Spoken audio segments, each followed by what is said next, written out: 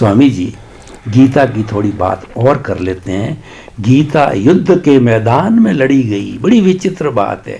18 दिन युद्ध चला और 18 दिन भगवान कृष्ण ने गीता के अंदर अर्जुन को, हे अर्जुन, हे कौंती पुत्र के रूप के अंदर जो उपदेश दिए, वही पहले 6 भाग जो है वो कर्म योग बने, दूसरे 6 दिन 6 भाग जो है ज्ञान योग बना, तीसरे जो है 6 दिन भक्ति मार्ग बना, और सबका कॉन्क्लूजन उपसंहार बुक में ध्यान योग बना।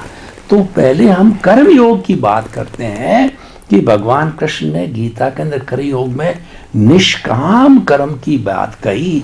तो अध्यात्म विज्ञान निष्काम कर्म के इतने बड़े सिद्धांत को किस रूप में देखता है और अपने श्रोताओं को किस रूप में उसका जो उपदेश देता है कि वे कैसे जो है निष्काम कर्म करके कर्म योगी बन सकते हैं। कृष्ण भगवान ने जो गीता के अंदर कर्मयोग की बात कहा, कर्मयोग, भक्ति योग, ज्ञान योग और विज्ञान योग की भी उन्होंने बात किया है। ये तीनों योग से अलग है, ऊपर है। तो इसमें खास करके कर्मयोग, कर्म योग का मतलब होता है, कर्म और कर्म योग ये दोनों अलग चीज है। कर्म का मतलब होता है कर्म करना, विचार करना, बोलना, क्रिया करना, इसको कर्म बोलते हैं। कर्म यानी क्रिया। कर्म योग का मतलब होता है जुड़ना, टू अटैच, टू इन्वॉल्व।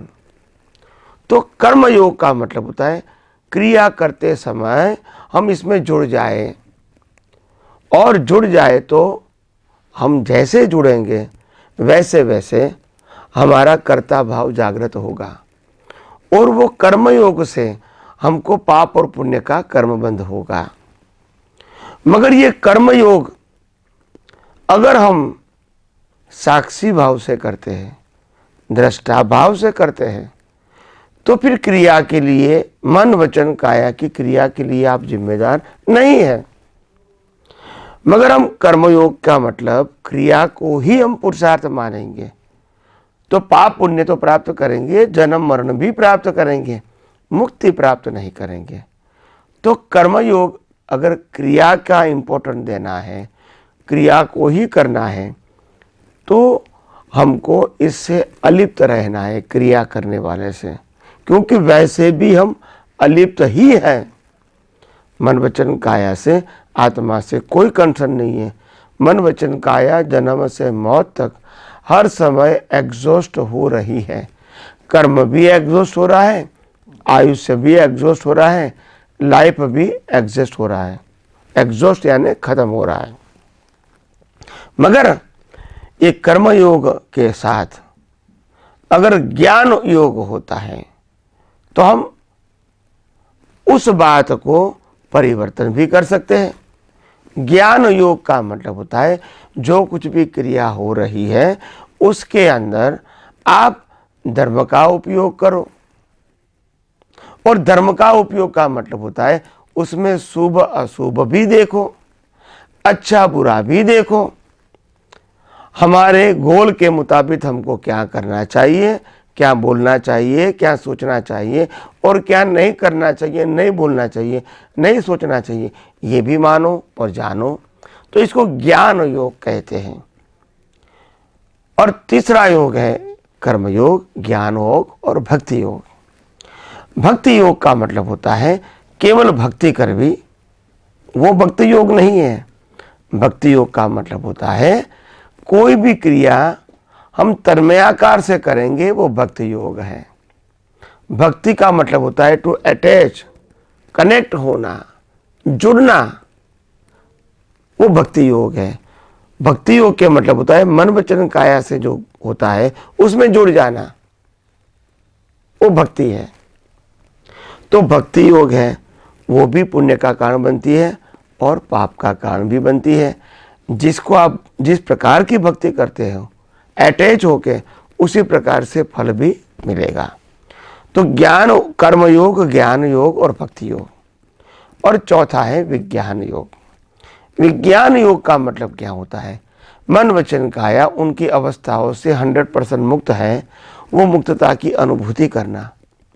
क्योंकि वास्तव में मन वचन काया उनकी अवस्था तो विनाशी है, हम अविनाशी है, इसलिए हम उसको अलग रहकर देख सकते हैं। तो इसीलिए यह विज्ञान योग हमारे लिए बहुत इम्पोर्टेंट है। वो विज्ञान योग वो दृष्टि योग है, और कर्म योग, ज्ञान योग और ये भक्ति योग, ये तीनों क्रिया का योग है। और जो विज्ञान योग है वो दृष्टि का योग है, वो मन वचन काया से अलग रहने का योग है। तो कृष्ण भगवान ने जिस प्रकार से दिव्य चक्षु दिया था, उस दिव्य चक्षु है जो अर्जुन था, वो मन वचन काया की हर क्रिया से मुक्त रहता था। तो हम भी इसी प्रकार से हमारे जीवन में मन वचन काया की हर क्रिया के साथ मुक्त रहेंगे, तो वही विज्ञान योग है। विज्ञान योग का मतलब कुछ करना नहीं है, न मन से करना है, न वचन से करना है, न काया से करना है, मगर मन वचन काया से मुक्त रहना, ये विज्ञान योग है। विज्ञान का मतलब क्या है? सनातन सत्य। और वास्तव में सनातन सत्य के मुताबिक आत्मा तो कुछ करता नहीं है, और मन वचन काया जो कुछ भी करता है वो तो कुदरती रचना है। इसलिए मैंने किया वो सनातन सत्य नहीं है, वो रिलेटिव सत्य है, व्यवहार सत्य है। तो हम जब विज्ञान का उपयोग करेंगे तो मैं शुद्धात्मा हूँ और मन वचन काया की अवस्था मात्र कुदरती रचना है, ऐसे ही देखोगे, तभी आपकी दृष्टि एग्जैक्ट, परफेक्ट और परिपक्व होगी, डेवलप होगी। तो आइए हम सब यही आध्यात्म विज्ञान को और आगे समझने की कोशिश करके अपना जीवन धन्य बनाएंगे।